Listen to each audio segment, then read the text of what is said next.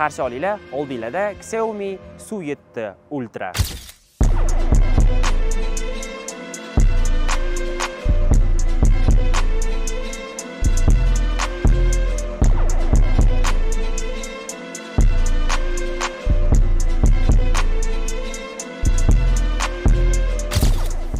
Birinchi Xiaomi mashinasi chiqqanda butun dunyo uni ustidan kuldi. Metall yaxshi emas, nekачественный, telefon chiqaradigan kompaniya qanaqa mashina chiqaradi deb kompaniya ustidan juda ham ko'p kulishdi. Va u mashina Nürburgringda mashinalar sha'niga juda katta dog' tushirdi.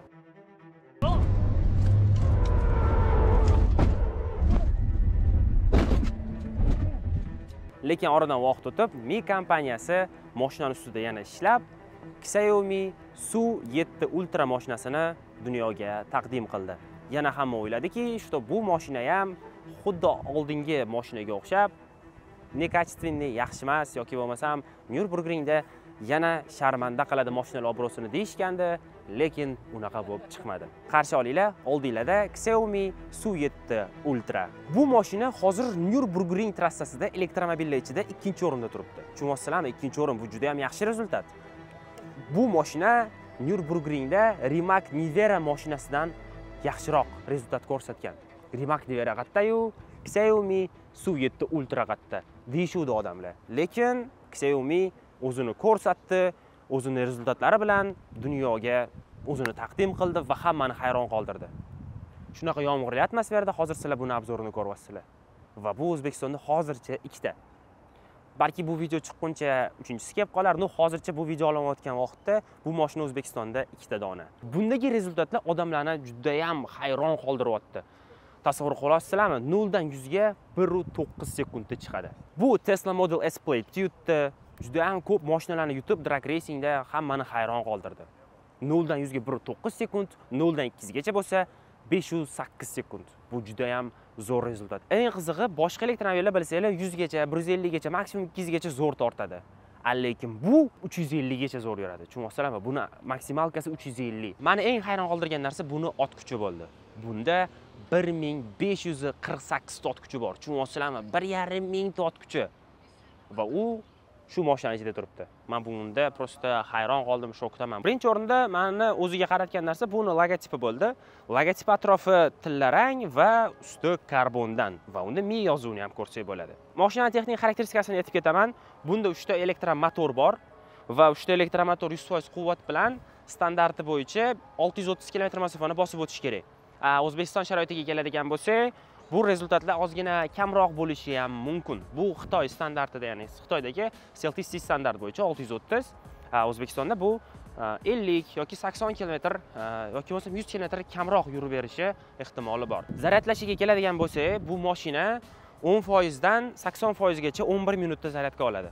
11 minutda 10% dan 80% ga chiqadi va bu yangi texnologiya, ya'ni tez zaryadga qiladiganini funksiyasida bo'lsa va bu yoqda zaryadga berayotgan zaryadniy stansiya ham juda ham zo'r bo'lsa, unda bu 10% dan 80% gacha 11 minutda oladi. Va yana 600 km maza qilib bosib yurasizlar. Mashinani oldi qismida karbon elementlari yo'q. Plasmas. Farasiga alohida ahamiyat berib ketinglar. Xuddi bu ham oldingi Xiaomi'ga o'xshagan edi, lekin bu undan yaxshiroq. Video ko'rdim, prosta odamlar kelyapti-da, qo'lini unda bossa, bamper eshiklar kiryapti, lekin bunda unaqa narsani men hali ko'rmadim. Unaqa bu kirishga ham harakat qilayotgani yo'q, naborot qattiqligi bilinib turibdi. Mashina juda ham tez bo'lganligi uchun buni tormozish sistemasi karbonokeramitskiy o'zi sport karlarga juda ham tez mashinalarga qo'yiladi va bu ham juda ham tez mashina. 0-100 ham tez, maksimalkasi ham tez. Shuning uchun bunda karbonokeramitskiy tormozish sistemani ko'rsak bo'ladi. Mashinaning yoniga o'tadigan bo'lsak, bunda bokovoy krishkalar karbonoviy va pastdagi parok ham karbonoviy, uni orqasida ultra yozuvini ko'rsak bo'ladi. Bu yerda ham ultra yozuvi bor. Aytgancha bu eng full komplektatsiyada, hamma narsasi maksimalniy, karbon, salonda ham karbon, salonga ham hozir kirib ko'ramiz. Men sekin orqa tarafiga o'taman. Mashinaning orqasida o'zini zavodskoy spoileri bor va bu spoiler karbondan do'stlar. Originalniy karbon.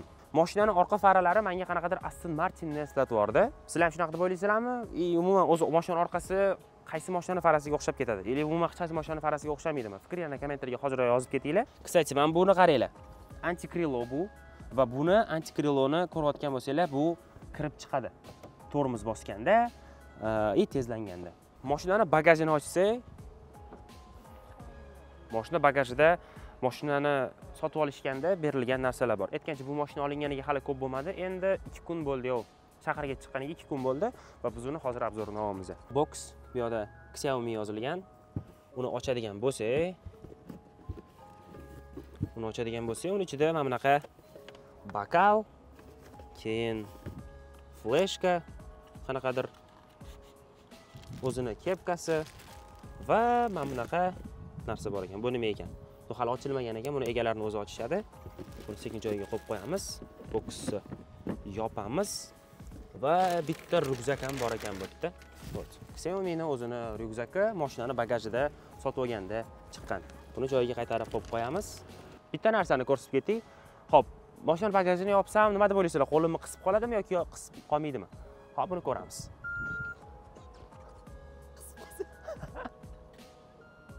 Yo'q, qaytdi. Вот.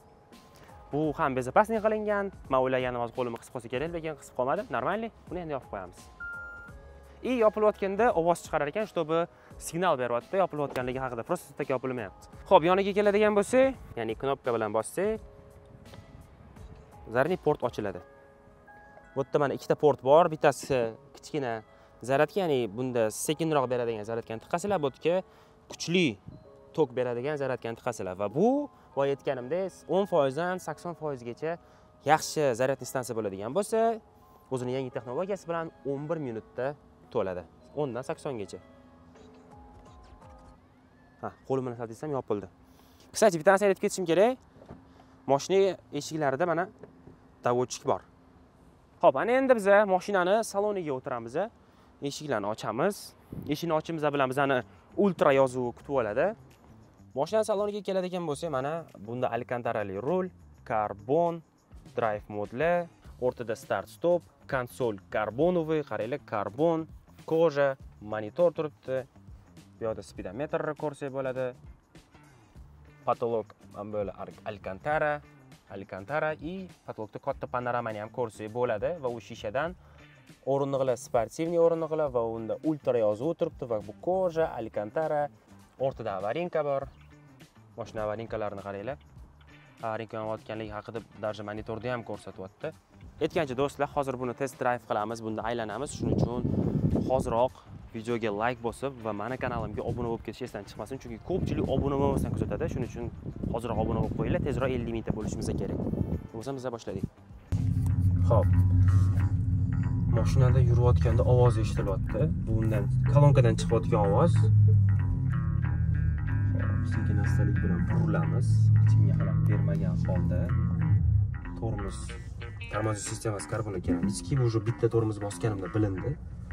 Orqaga qaytamiz. Sekinlik bilan. Sport emasmi menimcha bu? Menimcha endi sport bo'ldi, chunki mamlakatlarda sarvona qilib chiqdi. Ana endi voy bilan. Ana endi sport chiqdi mashina. Men hayot bu sport rejim ko'rinmadi-da. Vashsha, men hozir mana shu bitta bosib ko'ramiz. Men endi sportga o'tdim mashina. Doda, yaxshi shu kamerani. Men endi sportga o'tdim mashina. Men boya sportga o'tdi deb o'ylaganim, akasiya, da tortyapti, undoq yopishtirib qo'yapti, lekin bunchalik bo'lmadi lekin hali. Ana endi sportga o'tdi mashina. Bosamiz, sport. Rostakam sportga qo'yildi endi. 1 2 3. Voy! 100, darım, 100.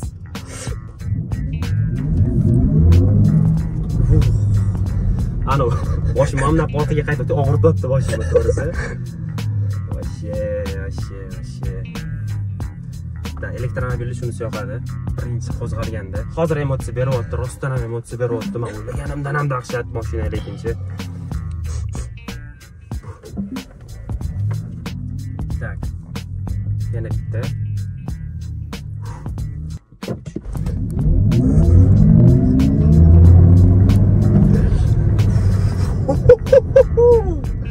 Vashshe lekin. Amuncha tez bu. Vashshe, ko'tarib boryapti boru tezligidan. Xo'p do'stlar, umid qilamanki, video sizlarga yoqdi.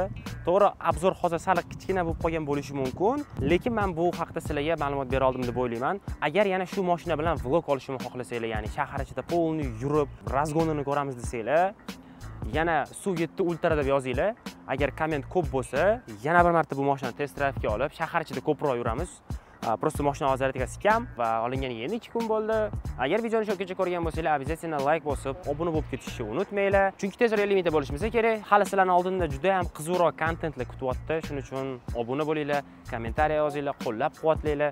Xudo xolasa, bu yog'iga faqat zo'r kontentlar bo'ladi. Shuning uchun obuna bo'lib qo'yinglar. Aytgancha, bu mashinaga 0 dan 10 gacha baho berib ketinglar. Nima deb o'ylaysizlar? O'zi bu mashinaga qaysi mashina konkurent bo'la oladi?